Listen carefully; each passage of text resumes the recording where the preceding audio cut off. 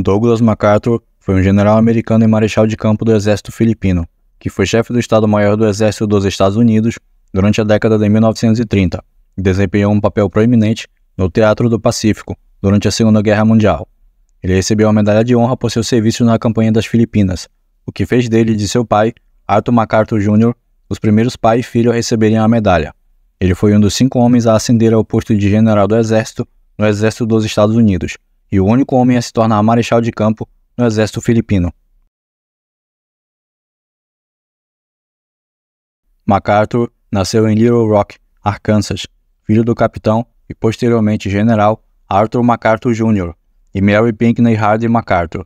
O pai de MacArthur era um herói da Guerra Civil Americana, condecorado com a Medalha de Honra. Crescendo em um ambiente militar, Douglas foi influenciado desde cedo pela carreira militar do pai. Ele passou parte de sua infância em várias bases militares no Velho Oeste americano e, mais tarde, frequentou a Academia Militar do Texas, onde se destacou como orador da turma. Em 1899, MacArthur ingressou na Academia Militar dos Estados Unidos, em West Point. Durante seu tempo em West Point, ele se destacou academicamente e militarmente, formando-se em primeiro lugar na turma de 1903 e ganhando o posto de primeiro capitão dos cadentes.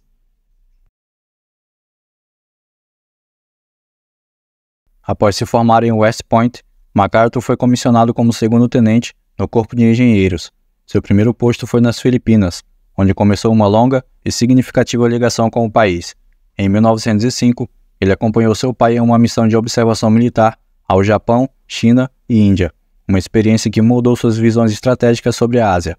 Nos anos seguintes, MacArthur serviu em várias funções locais, incluindo um período em Fort Leavenworth e Washington, D.C. Em 1914, ele participou da ocupação de Veracruz, no México, durante a Revolução Mexicana. Por sua bravura, em uma missão de reconhecimento arriscada, foi indicado para a Medalha de Honra, embora não tenha recebido a condecoração na época.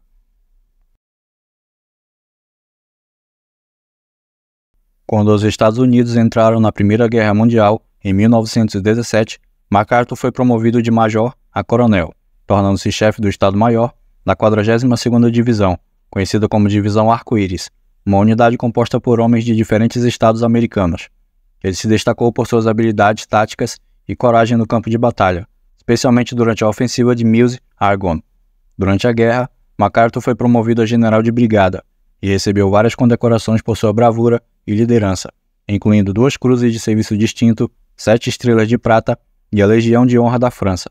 Ele foi indicado novamente para a Medalha de Honra, mas não a recebeu.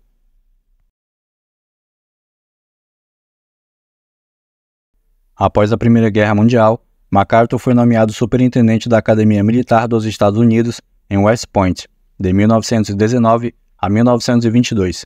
Em West Point, ele implementou uma série de reformas para modernizar o currículo e os métodos de treinamento, adaptando-os às novas realidades das guerras modernas. Ele acreditava que os futuros oficiais precisavam ser mais bem preparados para os desafios do campo de batalha. Em 1924, MacArthur foi enviado às Filipinas, onde reprimiu o motim dos escoteiros filipinos. No ano seguinte, ele foi promovido a major-general, tornando-se o mais jovem oficial a alcançar este posto no Exército dos Estados Unidos. Ele também presidiu a corte marcial do brigadeiro-general Billy Mitchell, que havia criticado a liderança militar americana. De 1928 a 1930, MacArthur serviu como presidente do Comitê Olímpico Americano, liderando a delegação dos Estados Unidos nos Jogos Olímpicos de Verão de 1928 em Amsterdã. Em 1930, ele foi nomeado chefe do Estado-Maior do Exército dos Estados Unidos, cargo que ocupou até 1935. Durante seu mandato, ele foi fundamental na criação do Corpo de Conservação Civil, um programa que forneceu empregos durante a Grande Depressão, e esteve envolvido na expulsão dos manifestantes do Exército de Bônus, de Washington, D.C., em 1932.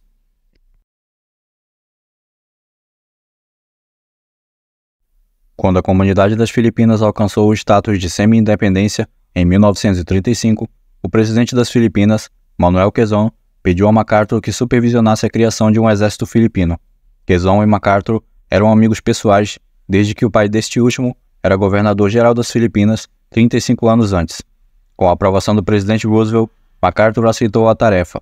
Foi acordado que MacArthur receberia o posto de marechal de campo com seu salário e subsídios, além de seu salário de major-general, como conselheiro militar do governo da Commonwealth das Filipinas. Isso fez dele o soldado mais bem pago do mundo. O presidente Quezon conferiu oficialmente o título de Marechal de Campo a MacArthur em uma cerimônia em 24 de agosto de 1936. O exército filipino foi formado por recrutamento. O treinamento foi conduzido por um quadro regular e a Academia Militar das Filipinas foi criada nos moldes da de West Point para treinar oficiais. MacArthur casou-se com Jean Fairclough em uma cerimônia civil em 30 de abril de 1937.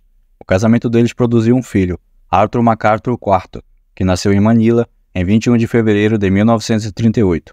Em 31 de dezembro de 37, MacArthur aposentou-se oficialmente do exército.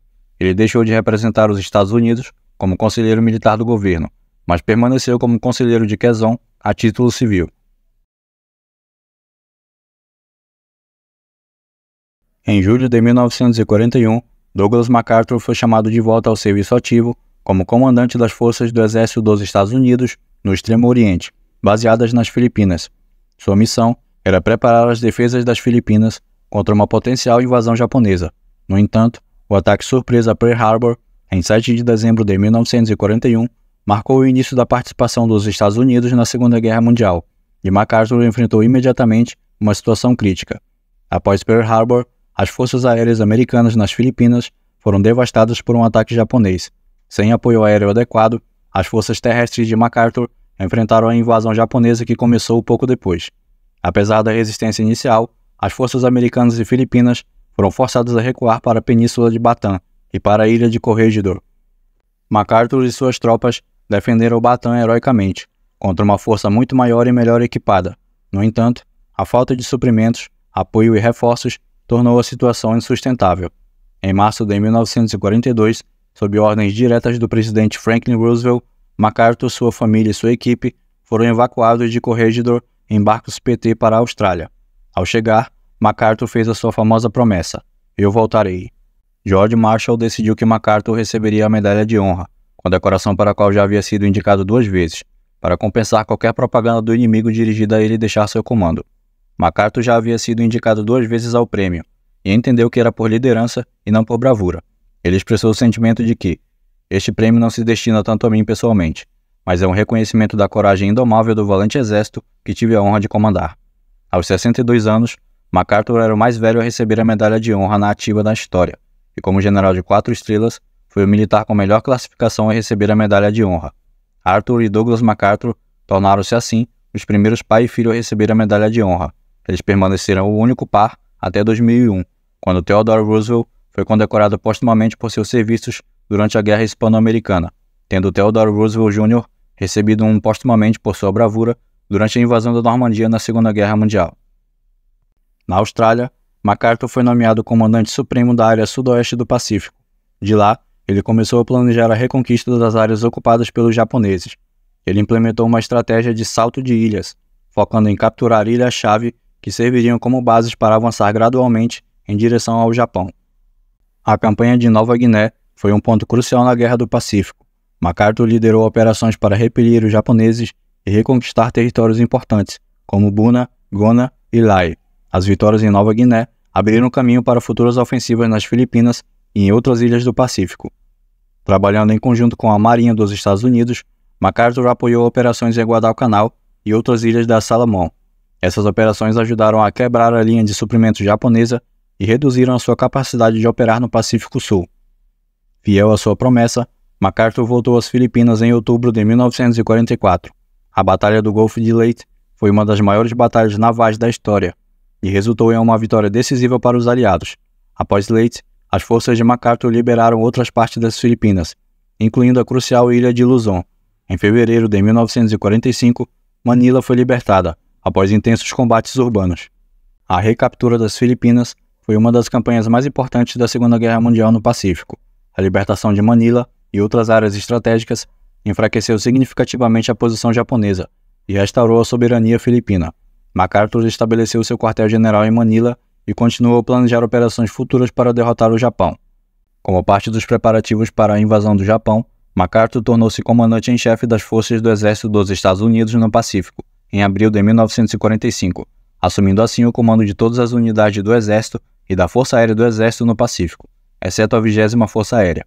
Ao mesmo tempo, Nimitz tornou-se comandante de todas as forças navais. O comando no Pacífico permaneceu, portanto, dividido.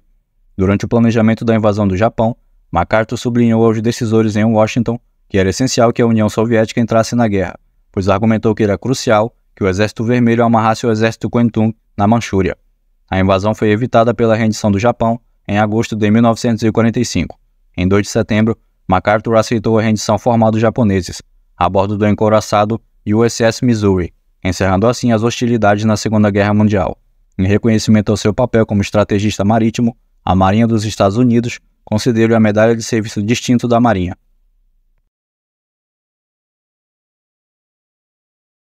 Em 29 de agosto de 1945, MacArthur foi ordenado a exercer autoridade através da máquina do governo japonês, incluindo o imperador Hirohito. A sede de MacArthur estava localizada no edifício Dai-ichi Life Insurance, em Tóquio. Como comandante supremo das potências aliadas no Japão, MacArthur e seu Estado-Maior ajudaram o Japão a reconstruir-se, a instituir um governo democrático e a traçar um novo rumo que acabou por tornar o Japão numa das principais potências industriais do mundo.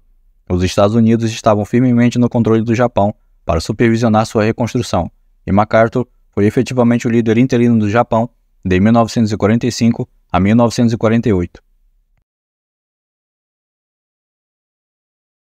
Quando a Coreia do Norte, apoiada pela União Soviética e pela China, invadiu a Coreia do Sul em junho de 1950, as Nações Unidas, com os Estados Unidos à frente, responderam rapidamente. Douglas MacArthur, que já tinha uma reputação estabelecida por suas ações na Segunda Guerra Mundial e como comandante supremo das forças aliadas no Pacífico, foi nomeado comandante das forças da ONU na Coreia. Um dos momentos mais notáveis de sua liderança foi o ousado desembarque em Incheon, em setembro de 1950.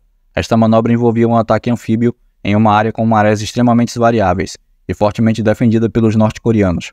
Contra conselhos cautelosos, MacArthur insistiu nessa operação.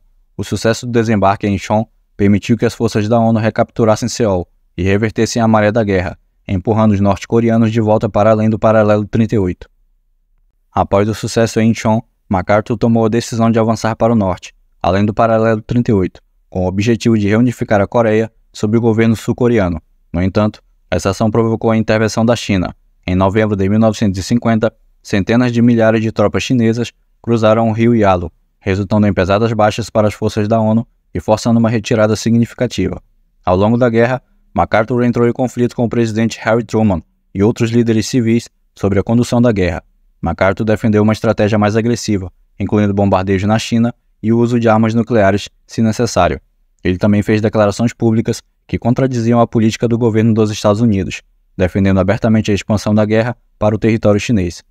A crescente discordância culminou em abril de 1951, quando Truman destituiu MacArthur de seu comando, uma decisão altamente controversa na época. A justificativa oficial foi a insubordinação de MacArthur, que havia desafiado repetidamente a autoridade do presidente e as políticas estabelecidas.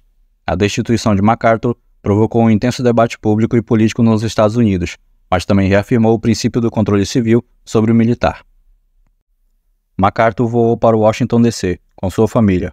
Foi a primeira visita dele e de Jean ao território continental dos Estados Unidos desde 1937, quando eram casados. Arthur IV, agora com 13 anos, nunca tinha estado nos Estados Unidos. MacArthur fez sua última aparição oficial num discurso de despedida ao Congresso dos Estados Unidos. Isso foi interrompido por 50 ovações. MacArthur terminou o discurso dizendo: "Estou encerrando meus 52 anos de serviço militar. Quando entrei no Exército, ainda antes da virada do século, foi a realização de todas as minhas esperanças e sonhos de menino. O mundo virou muitas vezes desde que prestei juramento na planície de West Point, e as esperanças e os sonhos desapareceram há muito tempo. Mas ainda me lembro do refrão de uma das baladas de quartel mais populares daquela época, que proclamou com mais orgulho que velhos soldados nunca morrem, eles simplesmente desaparecem. E como velho soldado daquela balada, agora encerro minha carreira militar e simplesmente desapareço. Um velho soldado que tentou cumprir seu dever, conforme Deus lhe deu a luz para ver esse dever. Adeus." Após sua destituição, MacArthur retirou-se da vida pública ativa e tornou-se presidente do conselho da Remington Rand, uma empresa de equipamentos de escritório. Ele permaneceu uma figura influente nos círculos militares e políticos, escrevendo suas memórias e participando de eventos públicos até sua morte, em 5 de abril de 1964. Douglas MacArthur é lembrado como um dos mais brilhantes e polêmicos líderes militares da história americana. Seu impacto nas guerras e na reconstrução pós-guerra deixou um legado duradouro nas políticas militares e internacionais dos Estados Unidos.